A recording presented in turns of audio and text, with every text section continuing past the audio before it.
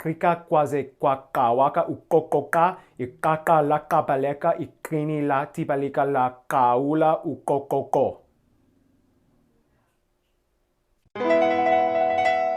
It's time to learn geography. Now! Hey everybody, I'm your host Barbs. Once again, this shirt was made by geography Ruba from UnityShirtsShop.com. She makes these cool handmade African flag logo shirts. Oh, and she specifically made this one with the Geography Now logo in the back for me. Oh, thank you, Ruba. Oh, and don't forget, you can also get Geography Now merchandise at geographynow.com. Just a heads up. Anyway, South Africa. This is a big one. South Africa is kind of a big deal in Africa in general. And you know what else is a big deal? Having an actual South African in the episode. Say hi to Catherine from South Africa. Come on in. My people there are just the best people in the world, and it will always be home, no matter where I live. All right, well, you ready to get into this episode, Catherine? Yes. All right, let's do it.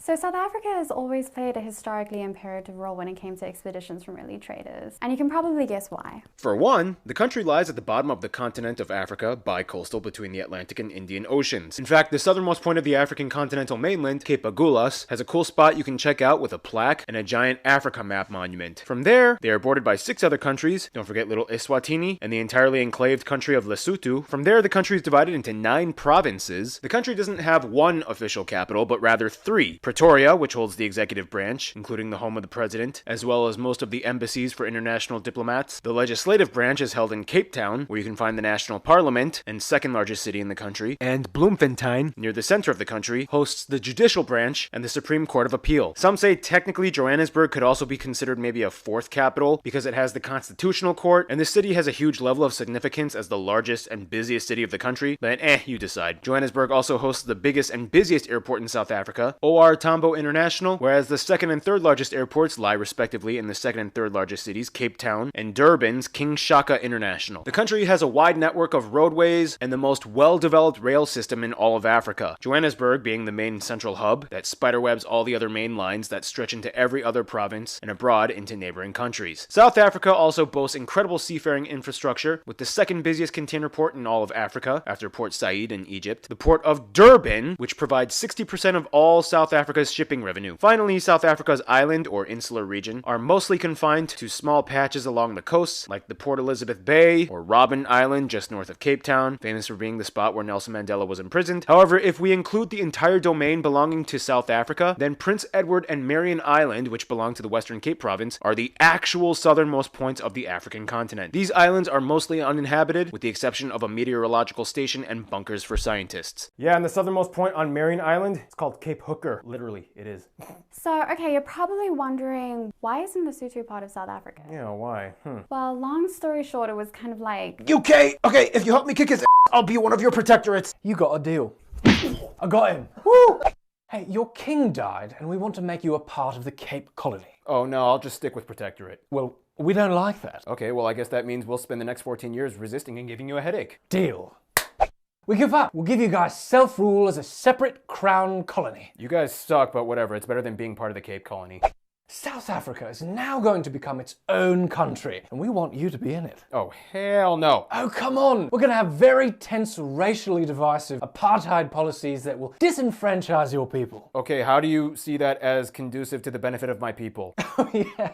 I don't. All right, well, enjoy your self-rule. And from there, it pretty much sealed the deal that Lesotho would never join South Africa. Anyway! Now here's the interesting thing. Even though South Africa is a republic, the constitution includes the traditional leadership clause, which recognizes the certain indigenous monarchs. Yeah, today there are about 13 monarchs from 9 different ethno-linguistic groups and tons of other smaller paramounts and high chiefs in South Africa. Although they do not have direct legislative power to the republic, they have a high degree of regional influence and involvement in communal affairs. Sadly, shortly before filming this episode, Zulu King Goodwill Zwelithini passed away. He ruled for 5 decades and had a huge role of significance in the Zulu community. Wow, he was a king. A king. Well, in any case, let's talk about some of the top notable spots, and let's have South African influencer and travel writer Gofari do it for us. Gofari, take it away. Hey everyone, I'm Gofari, a South African travel blogger, and I'm going to talk you through the notable sites to visit in South Africa. So I'm going to talk through the cultural and the man-made sites. We have Blokrans Bridge, which is the highest bridge bungee in the world. We also have many theme parks like Gold Reef City, the Palace of the Lost City, and Ushaka Marine World. Ponte Tower, District 6 Museum, the world's largest pineapple, the Big Hole, or Orlando Towers, Baobab Tree Bar. We have 10 UNESCO World Heritage Sites, such as Mapungubwe and also Robben Island, which is where Nelson Mandela was imprisoned. Thank you!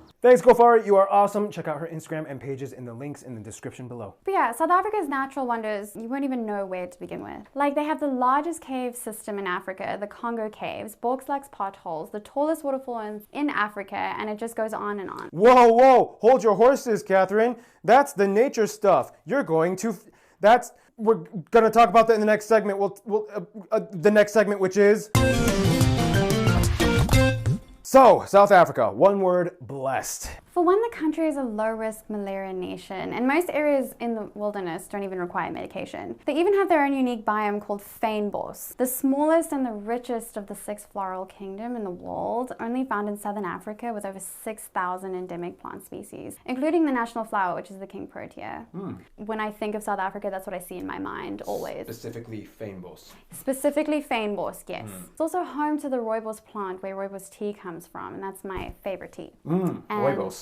Yes, it's amazing. Red. Overall, you literally can't find anywhere that looks like South Africa. For one, the country is unlike any other nation in that it's not only the southernmost portion of the East African Rift, but the entire country is kind of split between a semicircle mountain range known as the Great Escarpment. It feeds into the tallest range, the Drakensberg Mountains, in the east, where you can find the tallest peak, Mafadi, shared with Lesotho. These mountains are also the source of the longest river in the country, the Orange River, which ends in the Atlantic Ocean. South Africa doesn't have many large natural lakes, and the majority of inland bodies of water are man-made reservoirs, the largest one being the Harip Dam, located in the center of the country. The largest natural freshwater lake, though, is speculated to be Sibayi, part of KwaZulu-Natal's Greater St. Lucia Wetland Park on the east coast, a UNESCO heritage site. If you zoom out a little bit, you'll notice the Great Escarpment has these sharp, narrow, parallel wrinkles at the bottom. These are called the Cape Mountains, which are essentially leftover sediments smashed by contrasting tectonic activity long ago, when South Africa was connected to Argentina and Antarctica in the Gondwana supercontinent. Above these wrinkles, you have the Great Karoo, Namakaland, Bushmanland, and Calamari, which are dry, arid, rocky areas, sparsely populated and loaded with rich flora of succulent plants and minerals. If you move more east and north of the escarpment, you have the Eastern Midlands, KwaZulu-Natal coast, sweeping up to the Lowveld and the Limpopo Lowveld in the north. These are the most lush and green areas of South Africa and hold much of the arable land as well as nature and forest preserves. When you move inland, though, you get the Highvelds, the Bushveld, and Griqualand west, which are the arid savannas of South Africa. This is probably one of the most unique areas of South Africa because it is the site where two things happened. One, an enormous meteor hit this spot, creating the largest verified impact crater on Earth, known as the Fredfort Crater, extending over 300 kilometers wide. You can even see the dome from space at the town of Fredfort. And two, said meteor was supposedly the source of many minerals like gold and platinum that fed the land, which later the inhabitants would subsequently discover and go crazy after in a mad gold rush and mining rush. Now, although South Africa is the second largest economy in Africa after Nigeria, it is ranked the most industrialized, technologically advanced, and economically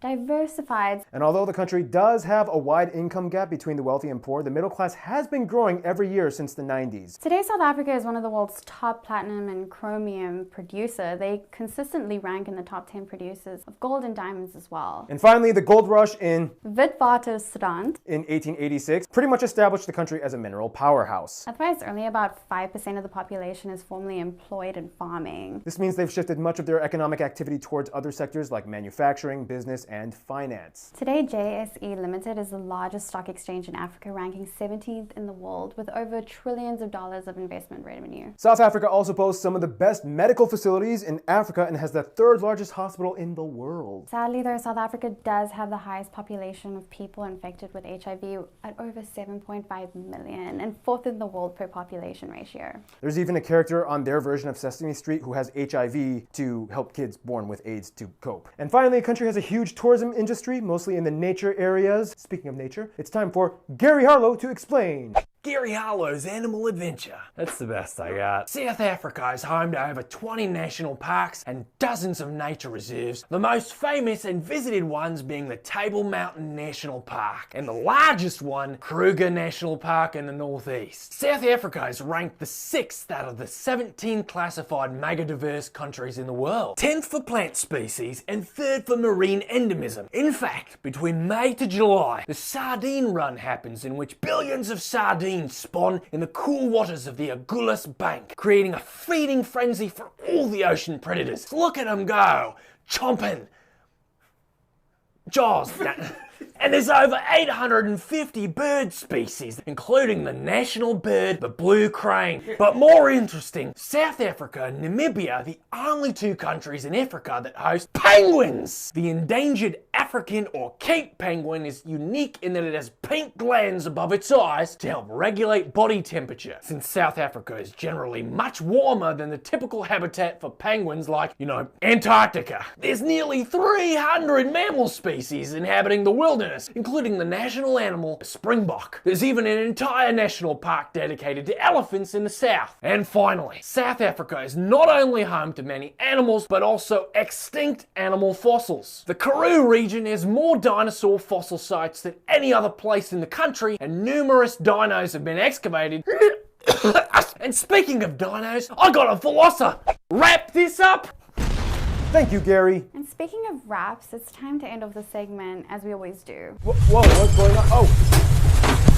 Food! Alright, let's roll. South Africa has so many unique dishes, but one thing is guaranteed. You will see meat on almost every menu. No shocker, they are the largest meat producer in Africa. In any case, here are some of the top dishes you guys suggested. Poppenvors, milk tart, frikadelle, bunny chow, cooked sisters, malva pudding, hooikos, fat cakes, mopani worms, savory pies, Cape Malay curry, babua tea, biltong. The Western Cape province has some of the most refined wineries in the world, starting all the way back to 1659. And supposedly Route 62 is the longest wine route in the world, going over 850 kilometers long. And of course, many might argue the national dish would be braai, or South African style barbecue, cooked over wood flames. Whoa, Noah, you're back. Okay, cool. Thanks, Noah. Oh, and don't forget to get some burgers from Wimpy's and a rib meal from Steers on Wacky Wednesday. And make sure that you go to Spur. Spur has the 2-for-1 special on Mondays. And speaking of the people of South Africa, I think that means we should probably move on to the next segment.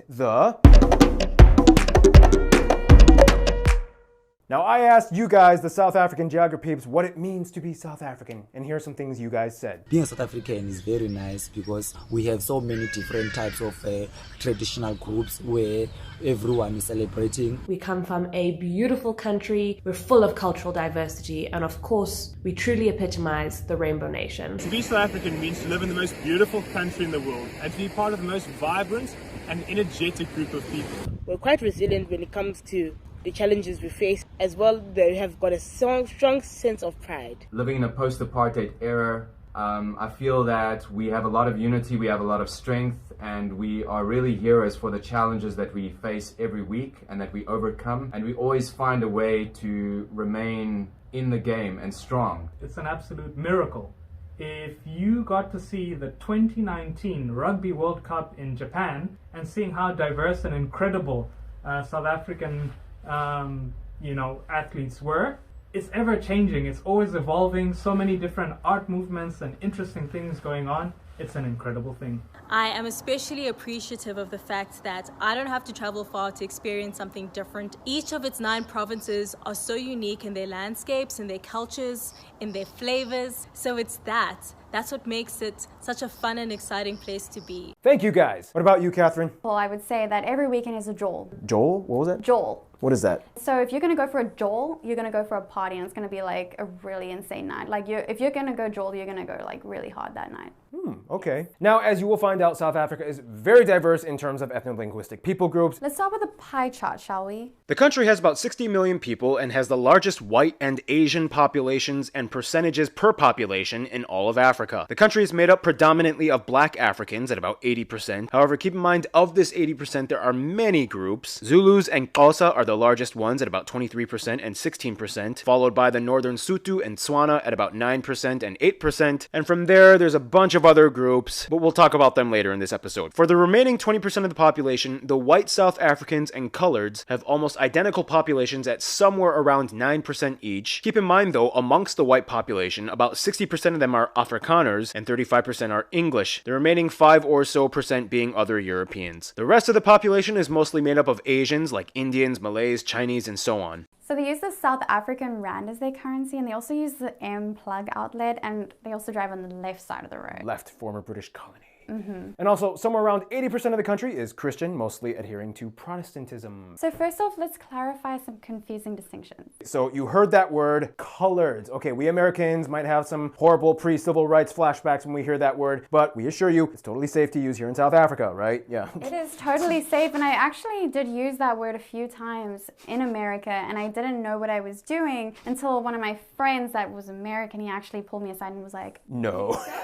Now, there's no complete definitive genetic makeup requirement, but colored people are essentially people that are mixed mostly between blacks and whites, although you can also have some Asian in there as well. It's not uncommon. Basically, yes. After all the mixing, they kind of just made a new race. Sarah Tishkoff, a geneticist at the University of Pennsylvania, did a genetic study that concluded that the Cape Coloreds of South Africa have the highest levels of mixed ancestry in the world. So yeah, they're literally the children of the earth. And that other word, Afrikaner, what is that? Well, long story short, they're descended from the people brought in by the Dutch settlers in the 1600s. Keep in mind though, only about 40% of Afrikaners are directly Dutch descended, and the rest were mostly German and French. Dutch and Afrikaans are about 90 to 95% mutually intelligible. South Africa has about 35 indigenous languages, but 11 official languages. Anyway, these 11 languages are divided into 5 families. And of the languages, English is the preferred language of the intercommunication between all peoples. And most South Africans are fluent in at least 2 or 3 languages. You with English and Afrikaans, right? Yes. Yeah. Is it kind of like really appreciated when a black South African sees a white South African speaking their language? Oh, it absolutely is. And that's something that I have not mastered. We are taught Xhosa in school, for example. It isn't to the degree that Afrikaans is taught. You don't really become fluent. Like, I can understand certain things, but not a lot. Yeah, I think Port Elizabeth was changed to Kaipela or something like that. Yeah. Exactly. You said that good. Practicing that was good. And yes, many of the Nguni languages like Zulu and Xhosa have the click sounds. And These clicks were actually borrowed though. See, of the black Africans, the majority are Bantu. Believe it or not, they are not the original inhabitants of South Africa. Archaeological evidence suggested that they migrated somewhere estimated around the 3rd century AD. The Khoikhoi and San people, often collectively called the Khoisan, make up less than 1% of the population today, and they are the earliest known inhabitants with ancestors dating back somewhere around 100 to 200,000 years, making them speculated to be some of the oldest peoples on Earth. They have the original click languages. Quick history lesson. Over time, the Bantus came in and dominated with their iron tools and farming practices. And although they displaced many of the Khoisan, anthropologists and sociologists speculate that there must have been some intermingling because the click consonants were adopted in their languages. Over a millennium later, the Dutch were first Europeans to come in and establish Cape Town, and then brought in their farmers known as Boers. Meanwhile, hundreds of miles east, Shaka Zulu was unifying most of the Nguni tribes in the early 19th century and drove out many of the rival tribes like the Matabele, Makololo, and the Fengu. This was known as the Mfetene, or the Great Crushing and Displacement. Enter the British. This is where the story gets really complicated, so here's a quick cutaway to help. I'm taking Cape Town while the Netherlands has problems in Europe. Well, I'm just gonna go run away then and make my own republics in the north. Get out! You're not even from this continent! Make me. Oh, I'll make you! Hey! Bollocks! There's like a ton of gold and diamonds in your new republic areas. Move over! Hell no!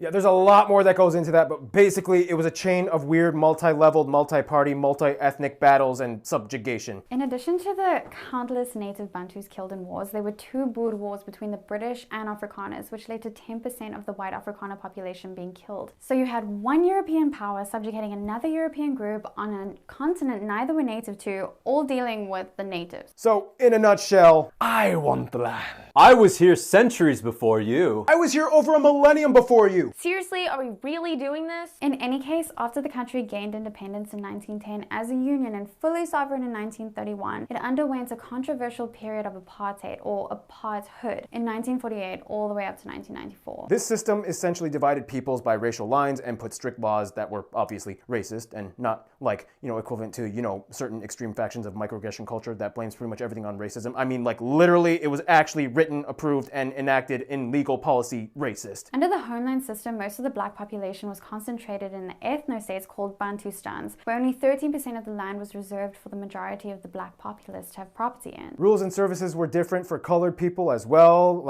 and the Asian minorities. It was very complicated and often arbitrarily drawn. Some of the colored people were allowed in parliament in the 70s and some weren't. Some minorities were labeled in the same group as coloreds, while some, like the Lebanese, Taiwanese, Koreans, Japanese, they all shared actually the same classification level for whites. It was confusing and weird, yeah. Eventually, after a number of factors British pressured them, apartheid ended with full democratization for blacks in 1994. And that's when things got very incredibly tense. See, in Africa, a transition of power like that usually goes one of two ways. One, a spiteful uprising from the native black population built on vengeance that seeks to dispose most of the white population and expropriate everything from them. Or, number two, find a way to move forward as one people with a new system built on forgiveness, acknowledging that it will be awkward and difficult, but peace cannot come from a bitter heart. Today, of course, it's still a very complicated issue and there's no universal narrative and everyone agrees with. And yes, controversial incidents still occur. Crime is still high in certain areas due to social stress and poverty. And yes, there's the whole BEE movement thing, which started as a program aimed to integrate the black population into the workforce, but it has a lot of controversial undertones. And with implementation, I'm sure you could probably say a lot of stuff about that, you and the other South Africans. Then there's the energy crisis or load shedding issue. You'll actually wake up in the morning and you'll get a message on your phone because we have an app that will tell you it's from 6 a.m. to maybe like 2 p.m. you won't have any energy at all. At least they have an app that warns you. So that's new. That's new. We didn't always have that. Oh, okay. It was very recent. They're working on it. Yes. But the point is, there's so much stuff. If you guys want to write about it in the comments, if you're from South Africa, I implore you to have a civil discussion, which I know on YouTube is almost impossible. But I don't know. Watch the movie Invictus if you want to get an idea on how it started. Oh, and speaking of Invictus, let's move on to a lighter note. Let's talk about the sports. Here's Art with the sports part. Hey guys, whoa, hey guys, it's me and Tarchin, we're back. All right, I gotta put Tarchin down so we can start. Specifically rugby. Their national team, the Springboks, have won the World Cup 3 times, tied with New Zealand. In fact, South Africa is one of only 2 countries that has hosted the soccer, rugby, and cricket World Cups. In fact, they are actually the only African country to host the Soccer World Cup so far. Fun fact, South Africans are actually one of the only countries that, like us Americans, also call football soccer. Cheers to you guys. Soccer! Makes no sense, but we're together in our wrongness. Otherwise, cricket is probably the 3rd most popular sport, and their national team, the Proteas, usually ranks in the world's top 10 best teams. Otherwise, at the Olympics, they've done pretty well in the swimming and athletics department, racking up 26 gold medals so far. Gold is better than silver. They've also been tennis powerhouses as well. Johan Kriek won 2 Australian Grand Slam titles in the 80s. That's a big deal. In certain areas, you might find a touch of Dutch with things like korfball. Also originating in South Africa is ringball, which is basically another variation of korfball. Ukske is a traditional Afrikaner sport similar to horseshoes, in which you have to knock over a peg on the ground from a distance. And many of the native peoples have their own style of martial arts. The most renowned probably being the Nuni stick fighting, or Donga, performed mostly by the Zulu or the Alt. I can't do it. That was horrible. What's up, people? That was better, yeah. Okay. And that's it for me. I'm gonna get the out of here. I'll see ya.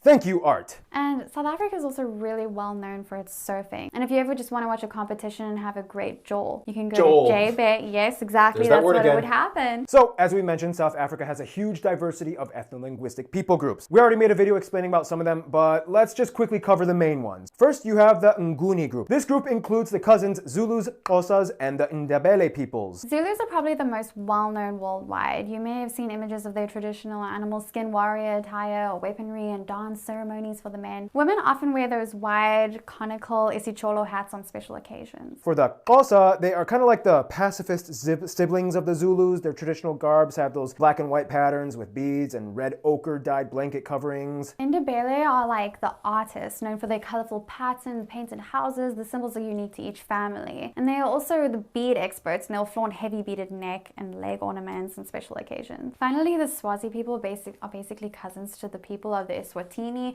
known for honoring their kings with mklanga or reed dance. Then we have the Sotho group, made up of the Sotho, the Tswana, and the Sepedi peoples. They're all relatives to the people of Lesotho and Botswana, and many of them are mountain people. You can see lots of them riding horses and wearing makorotlo hats and Basotho blankets as temperatures are generally colder with high elevations. The Tswana people have 8 major clans, and they love the color blue, especially with the Letishi cloth. The Songa are known for their many initiation rituals and electric dance style, or Songa disco. The Venda people are some of the most isolated groups in the north, famous for their natural medicines, and the Masangwe, or bare knuckle fist fight sport, which people use to kind of like monitor and solve disputes. Now for non-Africans, we already explained about the white South Africans. The Afrikaners and the English are unique in the way that they kind of developed their own breakaway Africanized culture from the European ancestors. What are you, by the way? I'm English. Oh, okay. I am an English through and through. The colored community has always kind of had a unique status as the somewhat marginalized but not as marginalized group. They've always kind of had to figure out who they were since they technically didn't fully belong anywhere. Then you have the Asian community, the largest groups being of the Cape Malays and the Indians, brought over during colonial times for their indentured servitude. The Boerkaap neighborhood of Cape Town is essentially the Malay Quarter,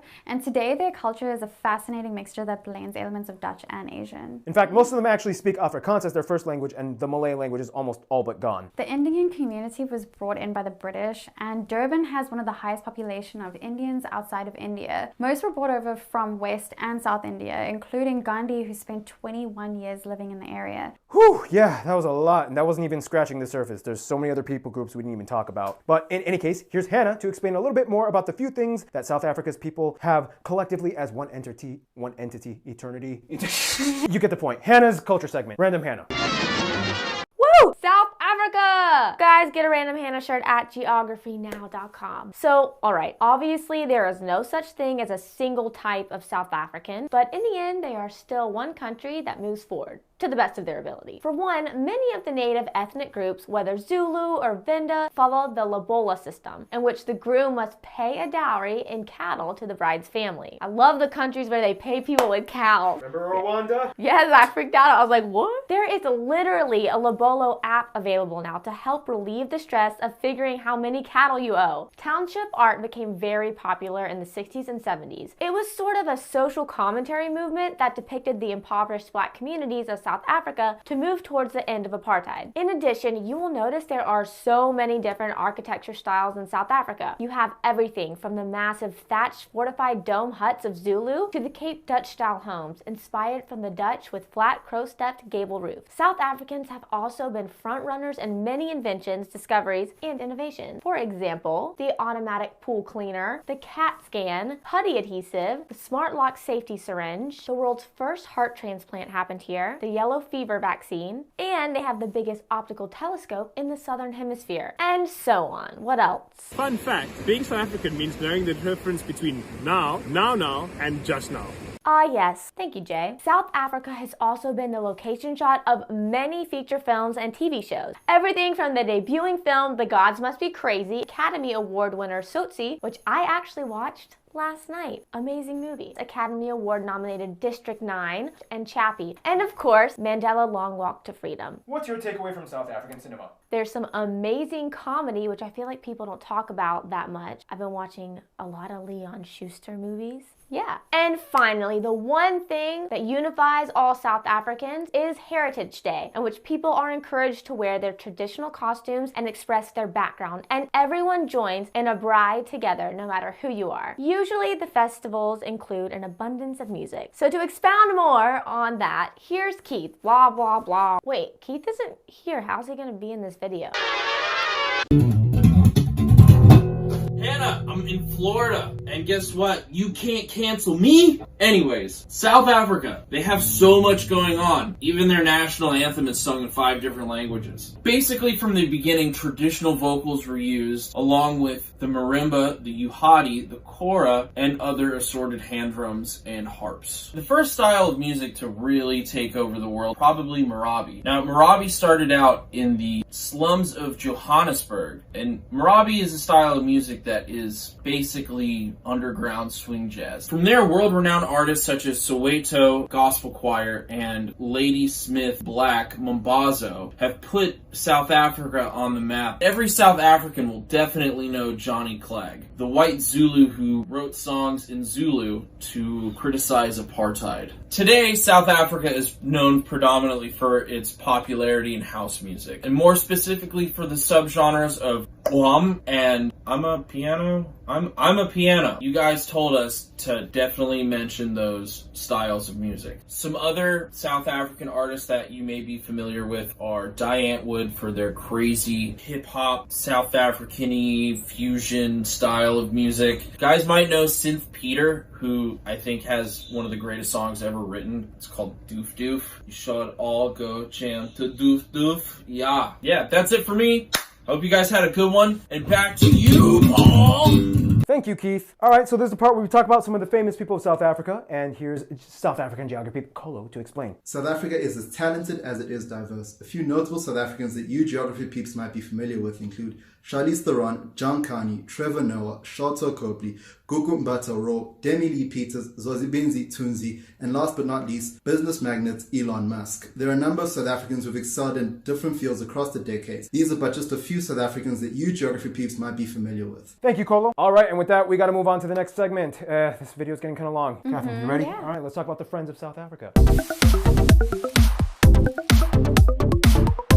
Alright, so South Africa and their clique, who's in and who's close? Well, it really depends on where you want to start on the globe, but put in a nutshell. As a member of the Commonwealth of Nations, of course, South Africa has always had many ties to their Anglophone counterparts. New Zealand and Australia are kind of like the Southern Hemisphere trio that dominate the Tropic of Capricorn. These three have been trading and assisting each other for centuries and have friendly competitions. There was a bit of tension in the past, though, since many white South Africans choose to move to these countries in fear of policies they think might target them in South Africa. It got to the point where an Australian cabinet member even referred to them as refugees, which caused some backlash. But apart from that, overall, these three get along great. South Africa is also a member of the BRICS nations, the Association of Emerging Economies, being Brazil, Russia, India, China, and South Africa. Together, these five have about a quarter of the world's land and about 40% of the world's population. They maintain a non-interference policy with mutual benefit plans. As a former British and Dutch colony, obviously the UK and Netherlands have cordial ties. Many South Africans visit or live in these countries. Interestingly, though, despite a heavy usage of the Afrikaans language, South Africa has rejected all offers to join the Dutch Language Union and today stands in special partner status along with Indonesia. If you ask who South Africa's best friends are, though, you'd probably have to head a little closer home. Today, despite being fully independent sovereign nations, South Africans usually don't even see Lesotho or Eswatini as separate countries. South Africa even has more Sotho and Swazi people than the entire population of each country. Same goes for the Tswana people of Botswana. So they get these countries. In addition, Zimbabwe, Mozambique, and Namibia are also in the core group. They share a lot of the same ethnic groups like the Shona, Tsonga, and Khoisan. Granted, yes, there was a little bit of tension with Zimbabwe when they called for economic sanctions against South Africa during apartheid, and South Africa was pissed that Zimbabwe was hosting guerrilla rebels, and they didn't really like Zimbabwe's expropriation laws that kind of kicked out almost their entire white population, but nonetheless, they have good relations. As for Namibia, they actually were a part of South Africa until gaining independence in 1990, so there's a significant historical tie. Today, a huge portion of Namibia's economy is tied with South Africa. They even accept the South African rand as legal tender, and overall, they just really like each other when they meet up.